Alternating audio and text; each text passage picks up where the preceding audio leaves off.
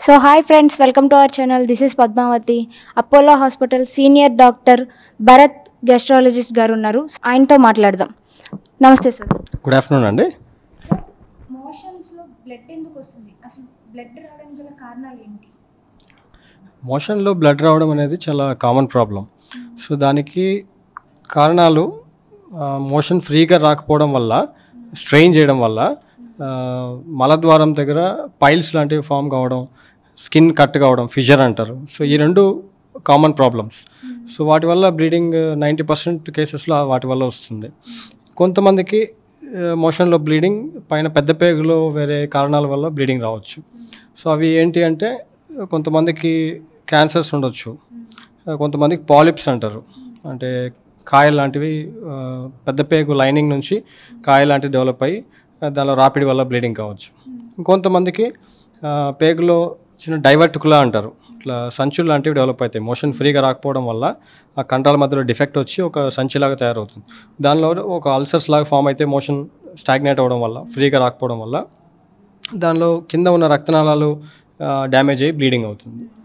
ఇంకా కొంతమందికి especially kidney problem ఉన్న వాళ్ళకి, వయసు 65 years కన్నా ఎక్కువ ఉన్న వాళ్ళకి అబ్నార్మల్ వెజల్స్ డెవలప్ అవుతాయి. రక్తనాళాలు చిన్న చిన్నవి ఇట్లా చుట్టుకుపోతాయి, వాటిని యాంజియోఎక్టేసియా అంటారు. సో వాటి నుంచి కూడా బ్లీడింగ్ కావచ్చు. సో ఇది మీరు చెప్పారు కదా, పైల్స్ వల్ల రావచ్చు లేదా పెద్ద ప్రేగుల్లోని డ్యామేజెస్ వల్ల, ఇవన్నీ చెప్పారు కదా. సో దేని వల్ల మోషన్లలో బ్లడ్ ఎక్కువ అయితే ఎక్కువ ఎఫెక్ట్ చూపించే ఛాన్సెస్ ఉంటాయి బాడీ మీద? సో మోషన్ హార్డ్గా రావడం, స్ట్రెయిన్ చేయడం, దాని తర్వాత డ్రాప్స్ లాగా బ్లీడింగ్ వచ్చిందంటే అది పైల్స్ ప్రాబ్లం వల్లనో ఫిజర్ వల్లనో వచ్చిందని అర్థం. మలద్వారం దగ్గర పెయిన్ ఉందంటే అది ఫిజర్ వల్ల, స్కిన్ కట్ అవ్వడం వల్ల వచ్చిందని అర్థం. సో ఇలా మోషన్ ఫ్రీగా వచ్చినా కానీ బ్లీడింగ్ రావడం, లేకపోతే మొత్తం మోషన్ అంతా బ్లడ్తో మిక్స్ అయ్యి రావడం, డార్క్ మోషన్ రావడం, బ్రౌనిష్ బ్లాక్ మోషన్ రావడం, కడుపు నొప్పి ఉండడం, రీసెంట్గా వెయిట్ లాస్ కావడం, బరువు తగ్గిపోవడం, లేకపోతే ఆల్టర్నేట్గా మోషన్ లూజ్ మోషన్ కావడం, టైట్ మోషన్ కావడం, రీసెంట్గా మోషన్లో మార్పు రావడం, ఇవన్నీ అలార్మ్ సిమ్టమ్స్ అంటారు. అంటే ఇవి వస్తే మనం వెంటనే డాక్టర్ దగ్గరికి వెళ్ళి, గ్యాస్ట్రోంటాలజిస్ట్ దగ్గరికి వెళ్ళి పెద్ద పేగు ఎండోస్కోపీ పరీక్ష, కొలనోస్కోపీ అంటారు, అది చేసి ఎగ్జాక్ట్గా ఎక్కడి నుంచి బ్లీడింగ్ అవుతుందో నిర్ధారణ చేయాలి. సో మోషన్లో బ్లడ్ పడడం వల్ల బాడీకి ఏ విధంగా ఎఫెక్ట్ చూపించవచ్చు? అంటే ఇది ఎక్కువగా సీరియస్ అయ్యే ఛాన్సెస్ ఏమైనా ఉంటాయంటారా సార్? సో మోషన్లో బ్లీడింగ్ అవ్వడం వల్ల చాలామంది అవుట్ పేషెంట్లో వస్తారు, కొంచెం డ్రాప్స్ లాగా బ్లీడింగ్ వచ్చి బ్లడ్ చూస్తేనే వాళ్ళు భయపడిపోయి గూగుల్ చేసి, గూగుల్లో ఏది కొట్టినా మనకు క్యాన్సర్ ఏదో భయపెట్టే కారణాలే వస్తాయి దానిలో. సో అలా భయపడి హాస్పిటల్కి వస్తారు. బట్ వాళ్ళలో చాలామందిలో సీరియస్ ఇష్యూస్ ఏమీ ఉండవు. 90% పేషెంట్స్లో మైనర్ ప్రాబ్లమే ఉంటుంది. డయట్ మోడిఫికేషన్ చేసి కొన్ని మోషన్ ఫ్రీ అవ్వడానికి మెడిసిన్స్ ఇస్తే వాటితోనే ప్రాబ్లమ్ని సార్ట్అవుట్ చేయొచ్చు. ఇది ఏ ఏజ్ వల్ల ఎక్కువగా వచ్చే ఛాన్సెస్ ఉంటాయి సార్? ఆల్ గ్రూప్స్ ఆఫ్ ఏజెస్లో రావచ్చు అండి, ఎవరికైనా రావచ్చు. చిన్నపిల్లల్లో కూడా కాన్స్టిపేషన్ అనేది కామన్ ప్రాబ్లం అన్నమాట, మోషన్ ఫ్రీ రాకపోవడం అనేది. సో మోషన్ ఫ్రీగా రాకపోతే బ్లీడింగ్ ఎప్పుడు అయ్యే పాసిబిలిటీ ఉందన్నమాట. మళ్ళీ ఏజ్ ఎక్కువ ఉన్న వాళ్ళు, రీసెంట్గా మోషన్లో బ్లీడింగ్ మార్పు రావడం, వెయిట్ లాస్ కావడం, లేకపోతే ఫ్యామిలీలో ఎవరికైనా పెద్ద పేగుకి సంబంధించిన క్యాన్సర్స్ ఉండి వాళ్ళ వాళ్ళలో బ్లీడింగ్ అయితే మనం వెంటనే చూపించుకోవాల్సి వస్తుంది. సో ఈ ప్రాబ్లమ్తో మన దగ్గరికి పేషెంట్స్ వచ్చినప్పుడు సో వాళ్ళు ఎలా ఫాలో అప్ చేస్తూ ఉంటారు సార్ మీరు? సో వాళ్ళలో ఫస్ట్ మనం డీటెయిల్గా హిస్టరీ అడుగుతాం అన్నమాట. అంటే what is the problem, bleeding amount ఎంత అవుతుంది, మోషన్ ఎలా వస్తుంది, స్ట్రెయిన్ చేస్తున్నారా, పెయిన్ ఉందా, ఇవన్నీ వాళ్ళని సింపుల్గా ఎగ్జామినేషన్ ద్వారానే, క్లినికల్ ఎగ్జామినేషన్, అవుట్ పేషెంట్లో మనం ఎక్స్టర్నల్ ఎగ్జామినేషన్ చేస్తే మనం కారణం ఐడెంటిఫై చేయొచ్చు.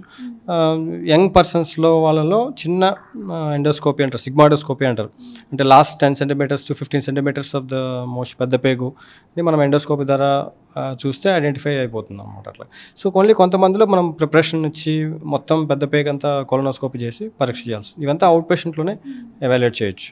సో ఈ ప్రాబ్లమ్కి ట్రీట్మెంట్ ఏమి ఇస్తుంటారు? సో ఈ ప్రాబ్లం కొంతమందిలో బ్లీడింగ్ హెవీగా అవుతుంది అనమాట. హెవీగా బ్లీడింగ్ అయ్యి కళ్ళు తిరగడం, బీపీ డౌన్ అయిపోవడం, ఇలా ఎమర్జెన్సీకి వస్తారు. ఇది రేర్ అనమాట. పెద్ద పేగు నుంచి బ్లీడింగ్ అనేది చాలా మందిలో మైనర్ బ్లీడింగ్ ఉంటుంది, అది సెల్ఫ్ లిమిటింగ్ ఉంటుంది, అదే ఆగిపోతుంది అనమాట. కానీ సివియర్ బ్లీడింగ్ అయ్యి ఎమర్జెన్సీకి వస్తే వాళ్ళని అడ్మిట్ చేసి కొలనోస్కోపీ చేసి ఐడెంటిఫై చేస్తాం. వాళ్ళలో నేను చెప్పిన డైవర్టికులర్ బ్లీడింగ్ కానీ, యాంజియోఎక్టేసియా, ఇలాంటి ప్రాబ్లమ్స్ ఉంటాయి. ఇట్లా అవుట్ పేషెంట్లో వచ్చిన వాళ్ళలో మనకు హెమరాయిడ్స్, పైల్స్, ఫిషర్ ఉన్నాయంటే వాళ్ళలో కూడా చాలా మందికి మెడికల్ ట్రీట్మెంటే చేస్తాం. కొంతమందికి పైల్స్ చాలా గ్రేడ్ 4 హెమరాయిడ్స్, గ్రేడ్ 3 హెమరాయిడ్స్ అంటే పెద్ద పైల్స్ ఉండి బయటికి వచ్చేసి పెయిన్ ఉండడం, సివియర్ పెయిన్ ఉండడం, వాళ్ళలో కొంతమంది సర్జికల్ ట్రీట్మెంట్ అవసరం పడుతుంది. సో సర్జికల్ ట్రీట్మెంట్ అంటే ఏ విధంగా చేస్తారు? సర్జికల్ ట్రీట్మెంట్ అంటే హెమరాయిడెక్టమీ అంటారు. పైల్స్ని ఏదర్ ఓపెన్ ఆపరేషన్ ద్వారా కానీ లేజర్ ద్వారా కానీ అది కంప్లీట్గా రిమూవ్ చేస్తారు అన్నమాట. ఫిషర్ అంటే స్కిన్ కట్ అవ్వడం అనేది అక్యూట్ ఫిషర్, క్రానిక్ ఫిషర్ దాన్ని బట్టి ఉంటుంది. అక్యూట్ ఫిషర్ అంటే రీసెంట్గా ఫామ్ అయింది, వాటికి చాలా మందికి మెడికల్ ట్రీట్మెంట్ చేస్తాం. క్రానిక్ ఫిషర్లో ఉన్న వాళ్ళలో కొంతమందికి ఫిజరెక్టమీ అండ్ లాటరల్ స్పెంక్ట్రోటమీ అంటారు. అక్కడ మలద్వారం దగ్గర ఉన్న కండరాన్ని కొంచెం రిలీజ్ చేస్తారు అన్నమాట. కట్ చేస్తే అది రిలాక్స్ అయ్యి తొందరగా హీల్ అవుతుంది అన్నమాట. సర్జరీ చేయడం వల్ల ఇది క్యూర్ అవుతుందంటారా? మళ్ళీ వచ్చే ఛాన్స్? సర్జరీ వల్ల క్యూర్ అవుతుంది, but life style changes, diet modification అవి చేయకుండా ఉంటే, ఫైబర్ పీచు పదార్థం సరిగ్గా తినకుండా ఉంటే మళ్ళీ పైల్స్, ఫిషర్ ప్రాబ్లం రికర్ కావచ్చు అనమాట. ఫుడ్ అనేది చేంజెస్ వస్తూ ఉంటాయి అంటారా? సో ఎటువంటి ఫుడ్ తీసుకోవాలంటారు? సో ఫుడ్ అనేది ఎక్కువ పీచు పదార్థం ఎక్కువ తీసుకోవాలన్నమాట. అంటే ఫైబర్ అనేది ఎక్కువ తీసుకోవాలి. ఫైబర్ దేనిలో ఉంటుంది?